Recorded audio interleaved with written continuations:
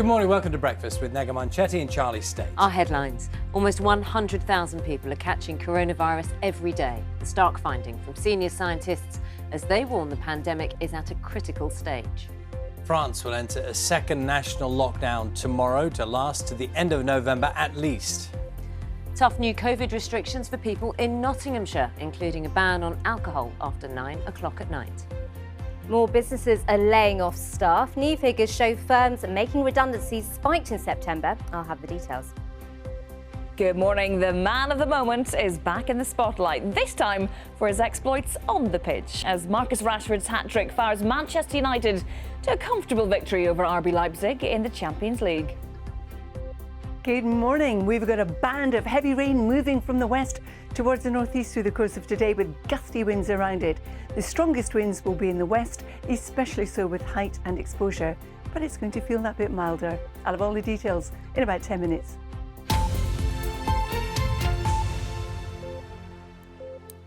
Good morning, it's Thursday the 29th of October. Our top story is that the second wave of coronavirus is at a critical stage. This according to experts, after a major study found that nearly 100,000 people in England are becoming infected every day. Scientists at Imperial College London are warning that action taken so far to contain the virus isn't enough.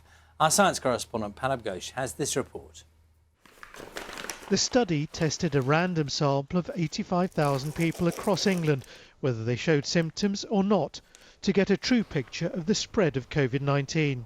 Please got your COVID test. Could you please place it in the box? Its blunt assessment is that the recent government measures introduced to curb the spread of the virus have not stopped the number of cases in England from accelerating, at least not yet. On average, infections are now doubling every 9 days. Prevalence is still highest in Yorkshire and the Humber, where 1 in 40 people are estimated to be infected. On average, though, just over 1 in 100 people are thought to be infected in England, where the R number is 1.6. But infections are increasing rapidly in the rest of the country, with the highest R number in London of 2.86, with the south east and east of England also above 2.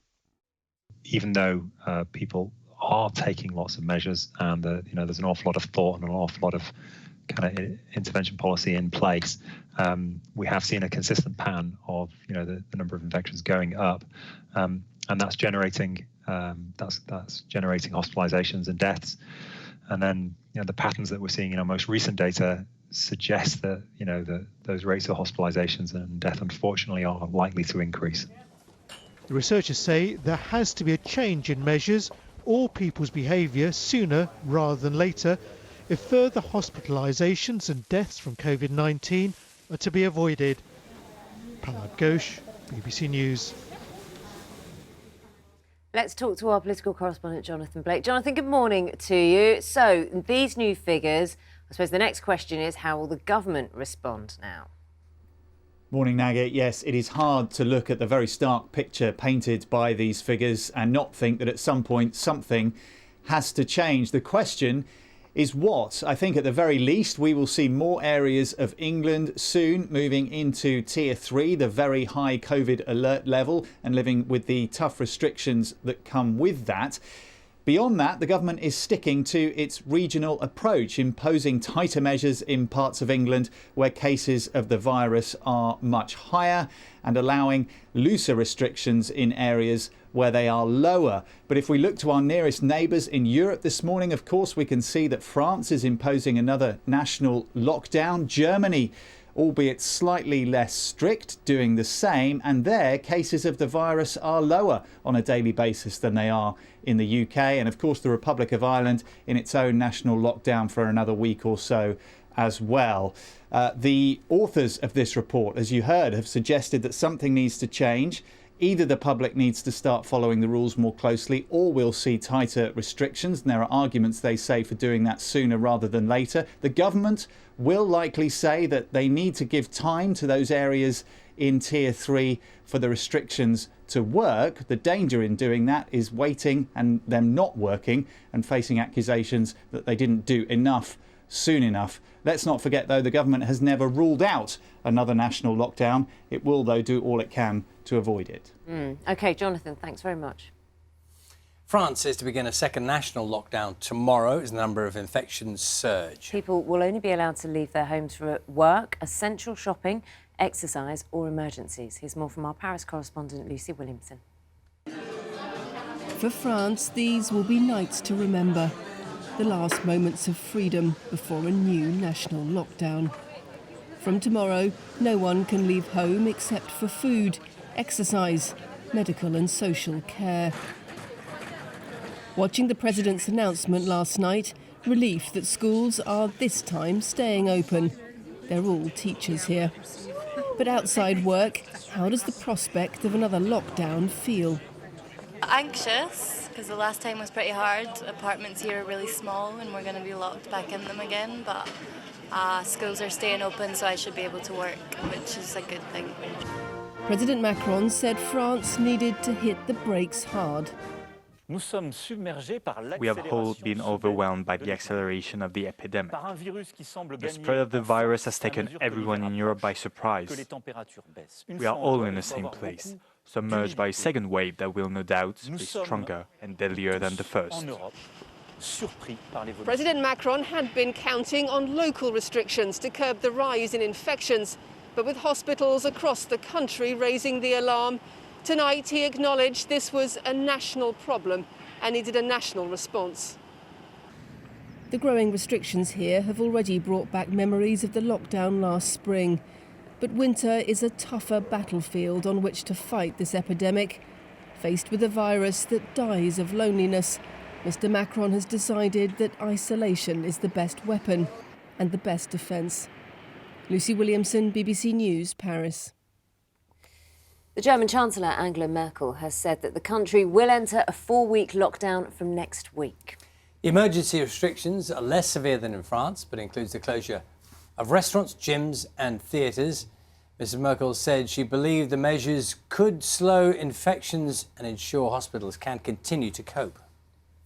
Nottinghamshire is to become the latest region of England to enter the highest coronavirus alert level. The changes come into effect tomorrow. As well as the basic Tier 3 restrictions, shops will be banned from selling alcohol after 9 p.m. The new measures come in a day later than planned after they were expanded from Nottingham to cover the whole country. There has been mixed reaction to the news. To be honest with you, I think tier 3 is the right move, because at the minute everyone's at pubs, and when they're at pubs, I know there's the bit where you can only be in groups of 6, but when you're at pub and everyone's had a drink, no one really sticks to it. There's a lot of people that are not in a group of 6. At the start, yeah, you start in a group of 6, but end it, you're in a group of 26, you know what I mean? The Welsh Exams Regulator says that next year's GCSEs and AS levels should be scrapped to reduce any future disruption from coronavirus. Qualifications Wales is advising the government that grades could be based on coursework and assessments. Recommends that A-level exams go ahead as planned with just 1 exam per subject. Ministers will make a final decision next month. The relatives of a Kurdish Iranian family who died when their migrant boat sank in the English Channel on Tuesday say that they're desperate for news about the youngest child. The bodies of Rasul Iran Nijad and Shiva Mohammed Panahi and 2 of their children, Anita and Armin, have been found. Their 15-month-old boy, Artin, remains missing. French authorities say they haven't resumed the search as it's unlikely anyone else will be found. 2 British teenagers have died and another has been injured after a parasailing accident while on holiday in Greece. They were being towed by a boat when the rope holding their parachute snapped.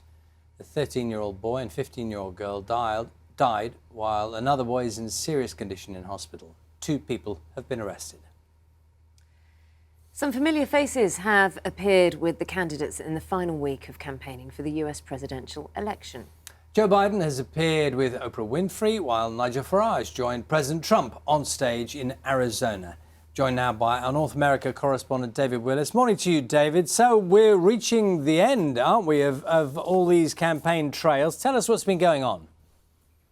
Well, the end is indeed in sight, Charlie, and Donald Trump is continuing to hit the campaign trail hard. He's been in Arizona, a state that he won 4 years ago, but which the polls suggest is favouring at the moment his Democratic rival Joe Biden. You mentioned the former UKIP leader Nigel Farage. He was campaigning alongside Donald Trump at one of those rallies in Arizona today, and he described Donald Trump as the bravest and most resilient person he had ever met. Nigel Farage, of course, was a regular feature on the Trump campaign trail 4 years ago. Joe Biden, for his part, cast his vote in his home state of Delaware and then made a surprise appearance on an Oprah Winfrey Get Out the Vote event. That's a Zoom conversation designed to encourage African Americans to take part in this election. Mr.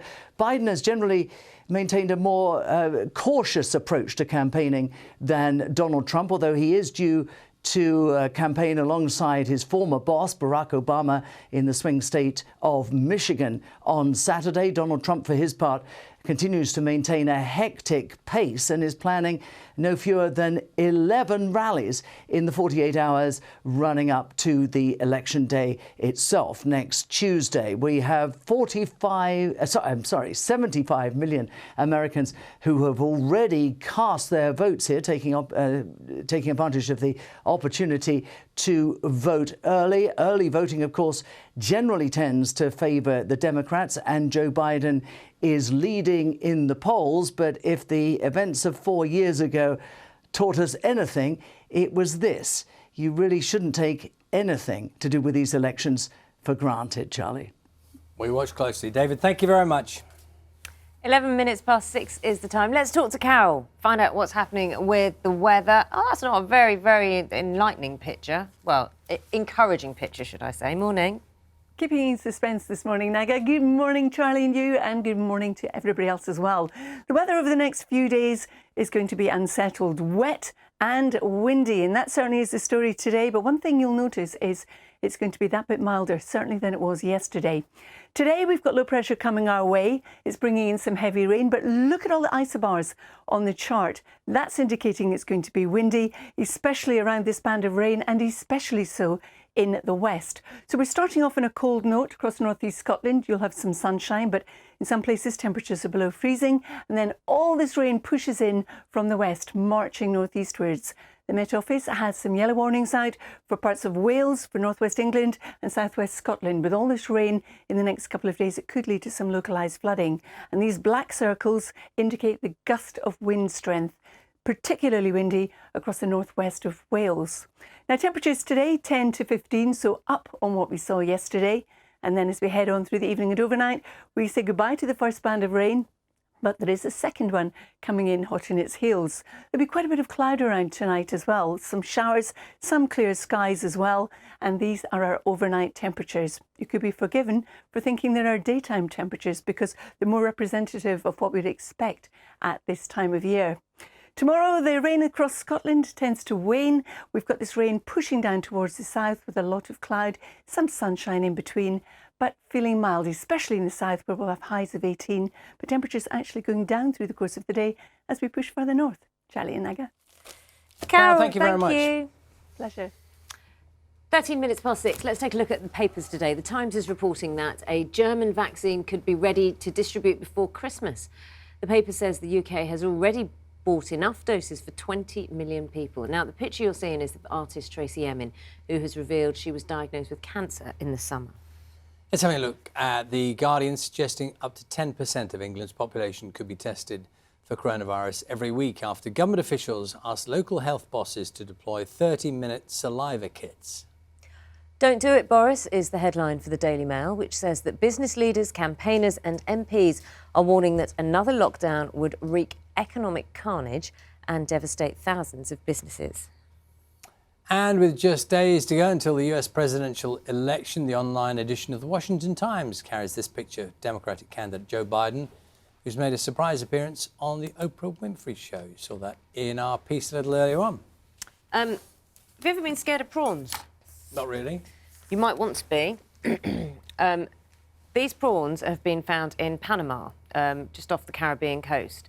And Adam Bennett has written this in The Sun, and I'm just going to say I'm really appreciating his writing this morning, because these, he describes them as the skinheads of the seabed who are so hard they can crack glass aquarium tanks, right? So they can create a flash of light by vaporising water with fierce blows. They can cause painful gashes to humans, OK, Charlie? So be aware. These crazed crustaceans stake out opponents' homes in coral rubble before sending shell-shocked victims packing. They're bullies, basically. They look for the smallest... Well, he's not held back on his alliteration, has he? Absolutely. This is why I've name-checked Adam Bennett. Do they have a name? Do they have a name, these prawns? Are they yes, specific... they're Shell's Angels. No, that's not their real name. What's their real name? Prawn killers. OK. Shell's Angels. They're known as smashers. They're a type of mantis shrimp. Where are we on the lookout for them? Panama, off the Caribbean coast. OK. So warning to our viewers in Panama this morning. Really enjoyed that. Can I just show you something that is, you know, a picture that oozes satisfaction? Look at this picture here. So this is in Dorset, Gould's Hill in Dorset. Volunteers have been repairing a 1,300-foot stretch of a dry stone wall. Can you imagine the satisfaction? I mean, I'm not sure if this exactly was the moment when you're finally putting the last stone in the repaired stone wall. Imagine the satisfaction of that. There is so much skill involved in creating a dry wall and maintaining it. And thank you for maintaining them, because they're beautiful things. I know. If you see a stone wall today, take a moment to appreciate it. I think That's so. what I'm saying. I think so. Just take a moment to appreciate it. You enjoy a little bit of yoga, don't you? Stretching? It has happened, yes. Yeah. Are you good at it? Show me the picture. Are you good at it? Do you want to show me the picture? Are you good at it? Show me the picture. OK. Do you think you could get into this mood? What's happening there? So this is known as Rubber Boy. This is Chirag Krishnakumar Panpalia. He's aged 20 and he can do the world's toughest yoga. So he can type on a keyboard with his feet. This is him over here. I don't know if you can get in there. He's typing with his feet? He's typing with his feet. So basically he lies on his front, Charlie. I don't know if you can help make... Because the picture's so small, I don't know if you want to help out with this, Charlie. No? No. Oh. I'm not I'm trying to work out how useful that skill is. What, to type with your feet? Well, Whilst if your fingers are tired, he can turn his neck 180 degrees.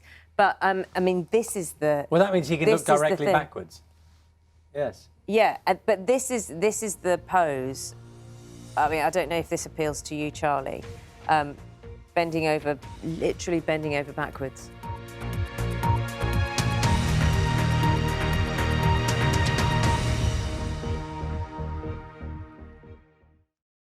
See the headlines as they happen and watch BBC News live in the app and get the full story with bbc.co.uk/news. Follow the story for all the latest with BBC News.